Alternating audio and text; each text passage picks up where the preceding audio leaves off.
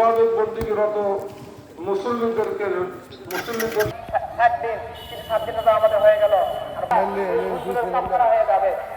এবং 2 মিনিট সময় আছে আল্লাহর কাছে। আল্লাহু আকবার।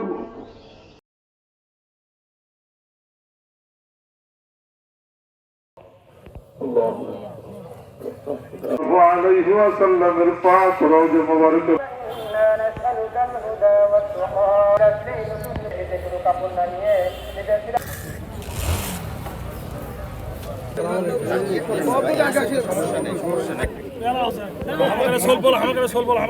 ঈদুল ফিতরের সবাই আনন্দ নিজেদের পরিবারের সঙ্গে ভাগাভাগি করে নেবেন এবং আত্মীয় স্বজন এবং গরিব মানুষ যারা আছে সবার সাথে ভাগাভাগি করে নেবেন।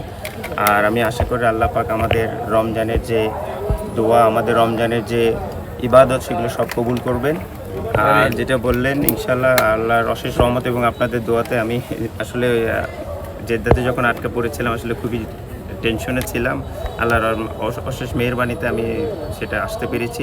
প্রায় 1.5 দিনের মতো ছিলাম আমি ওখানে, আলহামদুলিল্লাহ। আর এখনও যারা আছেন আমি আশা করি যে ইনশাল্লাহ তারা শীঘ্রই তাদের ফ্যামিলিতে পৌঁছে যাবে। আর সামনে খেলা আছে আমাদের অনেক, দোয়া করবেন ইনশাল্লাহ।